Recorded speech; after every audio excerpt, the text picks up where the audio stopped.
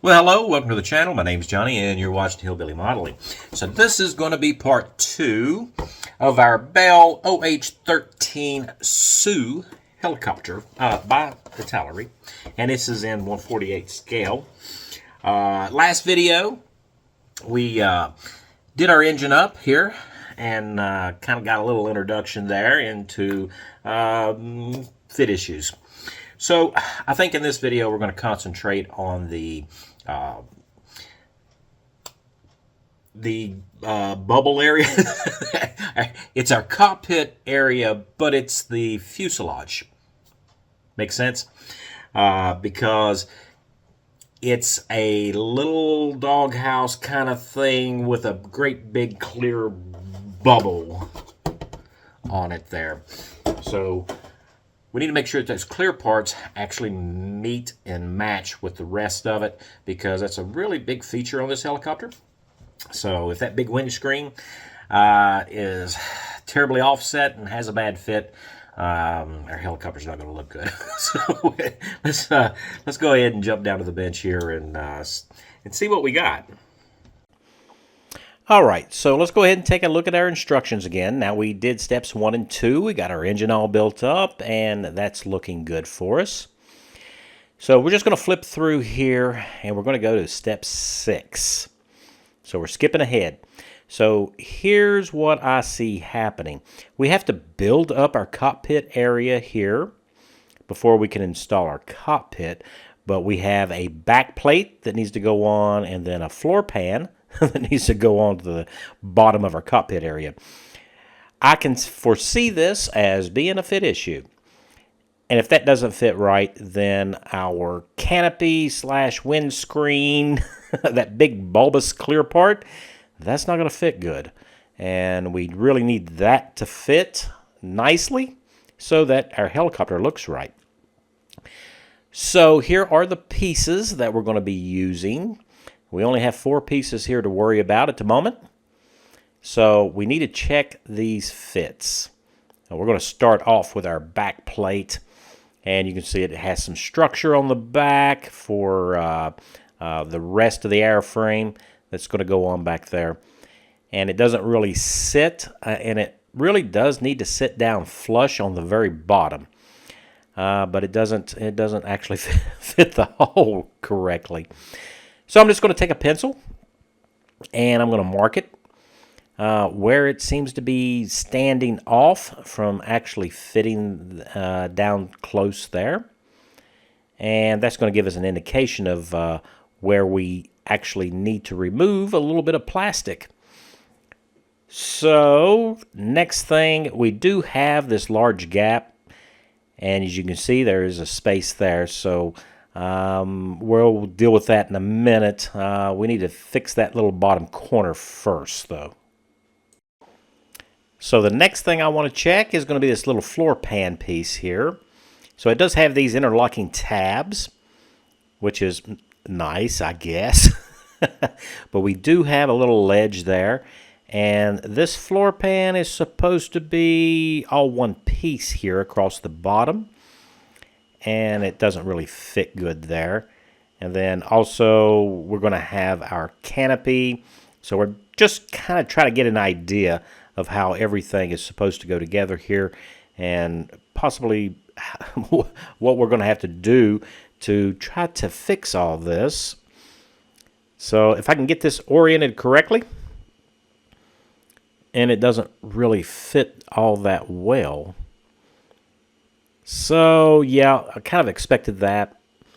So we're going to have to do some modifications there, because you can see the top of the canopy there is kind of standing off, and those corners aren't quite right on the cockpit area, right where that clear piece fits. So let's go ahead and fix this first. Does that sound like exasperation in my voice? I kind of knew that this kit might have some issues, and well, it's living up to my less than stellar expectations. So we filed that off there right where we did our pencil mark.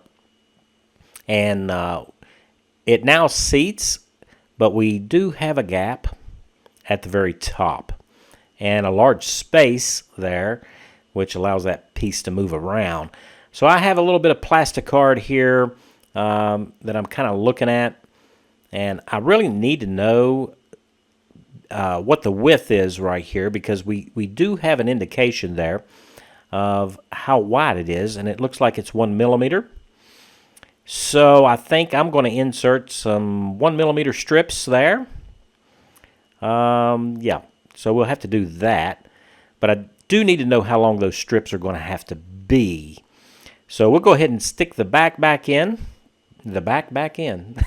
So, and I am just going to mark on the inside here where the ends of our strip that we're going to install needs to start and stop. So with that, we actually have a basic idea of how long of a piece we're going to wrap around inside there to kind of fill that gap. So I trimmed off a 1 millimeter wide piece of plastic card. Now this is, I believe it is 10 thousandths of an inch. And I just want to check my length here. So I'm going to use those marks that we put in to determine exactly how much of this I need. So it's going to have to go kind of like that. So I guess the next thing to do would be to cement this into place. So that's what we're going to do. So I cemented it into place there, and the ends stop on my little pencil marks. So it's probably a good idea. And you do have to let this set and dry a little bit there. Give it about 20 or 30 minutes, and then we can come in and kind of feather that edge down and blend it so we don't have any real sharp corners there where our new added filler strip is setting. And then we can check our fit again. And it's looking better. So it still has a little bit of leeway there, and at the top we still have a little bit of a space. But the rest of it is looking good, and we've actually filled that crack that we had at the top there between that back plate and the rest of the cockpit area. So I decided to go ahead and put a second piece in, just as you see there. Now that's another 1 millimeter wide strip, and we have our start and stop ends there. And so we've built that up. And now we can look at it again. And a lot of test fitting, I know, but I think it's really important. We don't need a big gap there at the top. That would not be good. So with that all done, we can go ahead and cement this in. So with it pressed in, it looks good, and you can see where that white strip is visible on the back side there. So that was a significant gap. So next up, we need to check that floor pan piece. And we'll come back later and just fill whatever gaps are left. So we do have a little issue here where it's not setting flush. It's kind of standing proud, or it's kind of recessed, I should say, from the rest of that cockpit area. So I'm just going to use my sanding stick here and sand down this one tab. Hopefully I can get this to set down more so that we're not going to have so much of a step there. I don't want to have to do a whole lot of filling, but we are going to have that one seam to deal with. So that's looking pretty good. Now, one of the things that you tend to see with old Italeri kits, and probably the really old Hobby Boss and stuff as well, is that there tends to be a little lip there on these parts when they come out of the mold.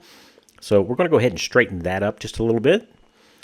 That way it's hopefully we'll have plenty of contact area here, so we can cement that into place there. So I am just going to do a test fitting here. We're going to put a piece of tape there on that little floor pan piece. Kind of holds it into place. And it's kind of unique because it's actually really solid just with that tape on there. So we can take a look now at maybe some major stuff that we may need to do. Put that the canopy clear front windscreen piece into place there. And yeah, it doesn't really fit all that well. So I do need to remove just a little bit of plastic up here on the corners. The angle is incorrect to accept our clear part. So we're going to have to take and fix that. So I'm going to go ahead and correct that angle first. And here I'm just using a rounded sanding stick to do that. And using the black magic marker, as you've seen there, highlights that edge, because I don't really want to move the actual edge of that. I just want to correct that angle. So I hope does that make sense? I hope it makes sense. It's a little hard to explain.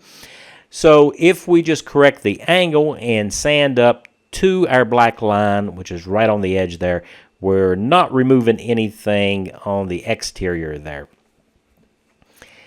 So we're going to check again, and we're about right. But it does seem to me that either the cockpit's too small or the clear part is too large in its arc. So we're going to have to do something else here. So I'm going to remove that little sharp edge that's on our clear part there.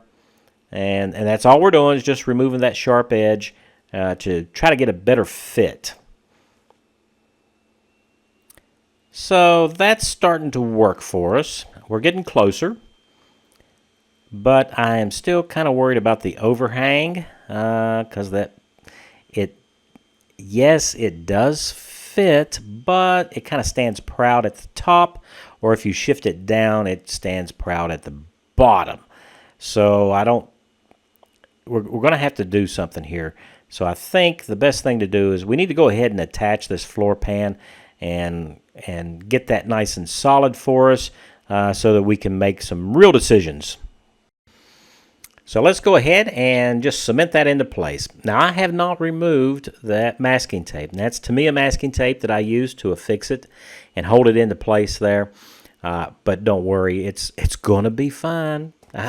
This is something that I accidentally learned, is that the Tamiya Extra Thin doesn't really react with the tape. So it's not going to leave any bad marks that we're going to have to sand out. But, we're going to sand all that bottom out anyway. So after giving this thing about 20 minutes to set up, we're just going to pull that tape off. And it's nice and sturdy now, so I don't have to worry about it shifting on us. So there we go. And as you can see, we do have a pronounced seam there on the bottom, which we're going to have to take care of. So since this is already set up, we're just going to go ahead and sand it down and kind of get us a nice flush fit there. Now, it's not going to be perfect until we get that seam filled, and we'll just come back in and do some more sanding on it there. So we're just removing the bulk of the offender there. And next up, we're going to use some Mr. Surfacer 500 here. And I'm just going to lay it in a real thick bead right across that seam, because the way these cockpit areas were made, there wasn't a seam right here in the floor. So we're just going to fill it, and we're going to give this Mr. Surfacer plenty of time to dry. And that way we can come back in and sand it down and take care of that seam. So while that's drying, we might as well go back to our perfect plastic putty here and fill any of these seams that we've got here inside the cockpit. Just kind of stick it in there, because this is a water-soluble putty, which is really easy to clean up. And if you've never tried this stuff, I really suggest that you do, because it works great for the little stuff. So we're going to fill these all these gaps up here on the inside. And while we're at it, we'll go ahead and fill all these gaps that we have on the outside. That way we're doing several things at the same time here. We've got our Mr. Surfacer drying, which is underneath my thumb. Sorry about that. I hope it doesn't leave a thumbprint. But we'll go ahead and fill the rest of it here. We don't want any light bleed through or anything like that around that back plate. So our perfect plastic putty dries pretty quick since it's water-based. We could just use a cotton swab or cotton bud or Q-tip or whatever you want to call it, and come in and clean up all those seams. So here I'm just using a regular Q-tip. That's what we refer to it as. So, and that's just to get the majority of the stuff off there. And to get in tighter, I have these cotton buds here that have a little pointed end on it there, and that little point helps me get in really close there, especially because we are working in a 90-degree area right there where the fairing comes around. So we're just going to clean that up too, and we'll also clean it up across the top. So while we're at it, let's just go ahead and clean up the inside too. And this is given that Mr. Surfacer 500 that we put on that floor pan plenty of time to dry for us, so we can get to sanding that here in just a few minutes. So we'll just clean all this up, and it cleans up so easy. I really love this perfect plastic putty. It cleans up these little seams and fills that so nicely, and you don't have to go in and sand it, which is, you know how it is when it comes to sanding. So, especially in areas like we're doing right now, that's kind of a difficult area to get into to actually try to sand out with a sanding stick or sandpaper or something like that. So now we've had plenty of time for our Mr. Surfacer 500 to dry, and we're going to fix this seam. So I'm starting off with a 400 grit sanding stick here just to take the majority of it down. And once we get that looking pretty good there, and we actually need to switch over to a different sanding stick because a flat sanding stick will, well, it can leave a flat area. And our cockpit area here is not flat. It's nice and it's got a lot of contours and smooth round surfaces on it there. So using a softer sanding stick keeps us from having to worry about sanding in some flat spots. We don't want that. So we're going to go progressively through our grits. I'm just using two different grits here. I think the one I'm using right now is about 1,000 to clean up what we sanded with our 400 stick, and then I'm moving on to, I think the purple one is like a 4,000, so it's more like a polishing. And since our aircraft is going to be painted in a flat acrylic finish, we don't really need to go any finer than that. So we'll just polish this down nice. And while I was doing that, it kind of occurred to me that these corners here are going to be visible because the floor plate of our cockpit is going to leave these edges a little exposed. So I went ahead and filled those too, and then we just cleaned those up. So now let's get back to our canopy clear part here, and we can really go to town on checking all of our fit. Now that we don't have to worry about that small piece moving there at the bottom of the cockpit area. And we do have a substantial gap there. So I'm trying to figure out what I'm going to do with that. I think I need to fill it. So I believe we're just going to fill it across the top there. Yeah, that's more of a flatter surface with fewer compound angles. So we're going to take and fix that. But first of all, we need to get rid of those black marks that we put on there previously that we used to identify those edges that we didn't want to sand into. And a little bit of isopropyl alcohol there. We can just wipe that off. You can use a cotton bud like I'm using here, or you can use a piece of a napkin or paper towel or something like that, and that'll just clean right up. So let's put our clear part back into place here, and I'm going to get it even on the bottom edge there. I think I'm going to. Yeah, there we go. So get it nice and even, and then we'll just take a piece of Tamiya masking tape there and tape it into place temporarily here, nice and flush. I just want to make sure that that tape is stuck nicely there, and that'll keep it from sliding around on us so that we can actually check how much of a step that we have between our clear part and the top back edge there of the cockpit area. And as you can see, it kind of protrudes quite a lot, and that's going to really affect the look of our helicopter, and we don't really want that to be the case. So I have a thin piece of polystyrene here, and I'm just kind of checking, and that looks like that's about how much we need to actually fill that. So I think the best thing to do would be to laminate a piece of polystyrene on there. So that's what we're going to do. So the piece of sheet polystyrene that we actually need to use needs to be wide enough that it doesn't have any stepped edges down on the sides. So we need to make it plenty wide enough, and we can trim it down later. That's not an issue.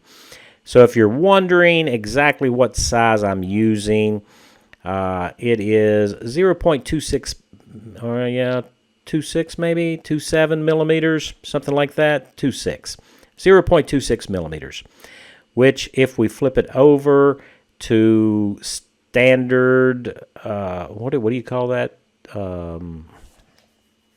Empirical. Empirical is 10,000ths of an inch. Sorry, I kind of lost my mind there for a moment. So what I'm going to do next is I am going to put some Tamiya extra thin on our strip that we've cut for it. And we're just coating both sides of this because Tamiya extra thin is an actual solvent. And this is evergreen polystyrene that we're using here. So it's already kind of soft and very flexible because it's quite thin. And this reaction that we're going to have with the Tamiya extra thin is it's going to make it just a little bit more pliable than it is already. Now, do you need to do this? Probably not, but I'm going to do it to try to get it a little bit more flexible.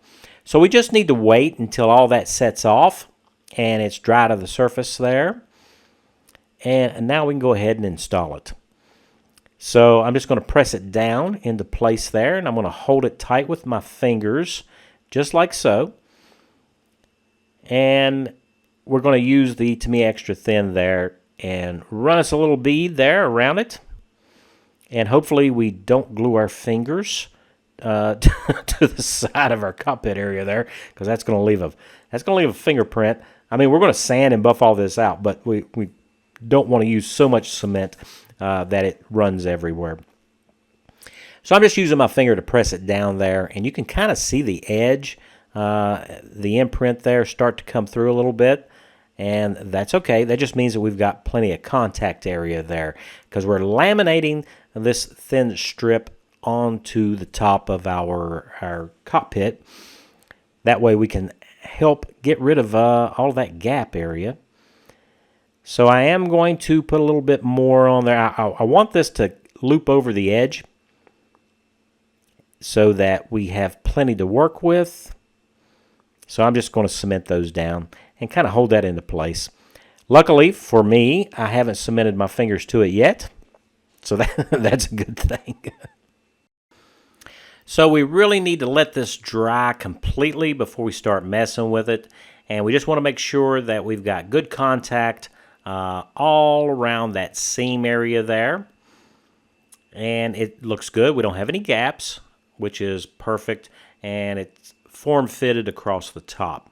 Now, you could have done this on the bottom, like the chin area there, but this is a multiple compound curve, which would make it extremely difficult to sand and fill and get it to look good. So I did it across the top of the cab area there because it's more of a straight, flat kind of area to kind of contour around. So when it comes to the excess amount of polystyrene we have here, I'm just going to use these little scissors here. They're kind of curved. I think they're cuticle scissors or whatever. You'd be surprised how many items there are for taking care of your fingernails that work really well for for modeling. So we're just going to snip off all the excess there, and as you can see, we're not getting into it. We're just just removing the big stuff. And once we get that done, we can use our hobby knife here and just paying real close attention to our angle. Because remember now, we did do some pre-sanding here, trying to fit that clear part. So I just want to run it right around the edge there and kind of clean that up a little bit there. And we'll come back in and work on it some more. But we're just getting it really close. But not too close. We don't want to make a mistake here and ruin that piece that we put in. So to get everything nice and blended, we can come in and sand it and get a nice straight edge there around the back. As you can see there, we do have a kind of a pattern to follow. So this is quite easy to do. I keep slipping off of it, but it's actually easy to do. And then also, we do need to clean it up just a little bit there on the inside edge. And this is the contact area where it's going to mate up to our clear part. So we want to be careful. We don't want to over sand just in case we need to make adjustments later, because if we sand a divot into it, that'll be an issue. Now when it comes to the sides, we can just sand that right down. And we're really just following the contour that Italeri has already cast in there for us. So we're going to go back and test fit again, just to see where the corners kind of end there. So I really think it just ends right where it's supposed to. I'm just going to do some touch up there so we get a good fit. And when it comes to the absolute edges, back to our test fitting again, and we actually need to make a mark there where the our clear part is transitioning into the actual cockpit area. So the best thing to do now is go ahead and mark that off. So I'm just going to use my pencil here and catch the corner there and make us a little index line. That way we are sure not to trim anything down beyond that, because if we do, we'll have to use some filler, and we don't want to do that. So I'm going to come in with my X-Acto knife, kind of score it right there just below our actual line. And once I've done that, we can come up underneath it there and kind of trim this piece away.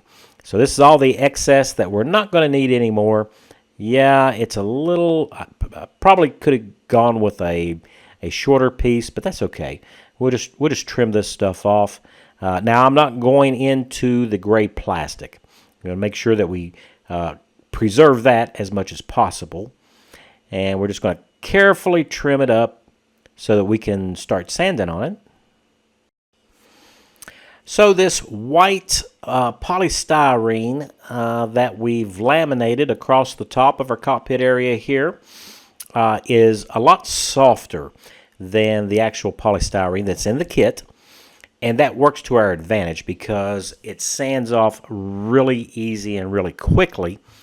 And we don't have to worry about actually digging into the gray plastic that's underneath of it. So we just need to fade this in, and we'll have to do that on both corners. And then we can check our fit again. And we've got a pretty good fit. I know it seems like that's a lot of work just to get a clear part fitted to the helicopter, but since this is such an iconic helicopter, and this is one of those iconic features of this helicopter, we really need to have this as good as we can get it, and I think that's pretty good. We're in pretty good shape here. I went ahead and put our doors on, and I just taped our windscreen into place there. Just kind of double checking. It's not absolutely perfect, but it's better than it's better than it would have been if we'd have left it alone. And I know basically there are 3 pieces of gray plastic and 3 pieces of clear parts here, so a total of 6 parts. And they're not even all assembled, so just the clear parts are just dry fit because we're going to have to paint and work on them separately. Of course, because we're going to have to paint the inside of our cockpit area and install all that other stuff. So, yeah, and that's all we've gotten done here in the video. And like I say, I did take and put the doors on just to make sure that everything fits and looks right, and so we're in good shape. We're in good shape now. So that's going to be it for this video. So special thanks to all my subscribers. It's because of you guys that I keep making these videos, and I hope that you enjoyed this one. And if you're new to the channel, I hope that I earned your subscription. So you guys stay safe, and I'll see you next Friday.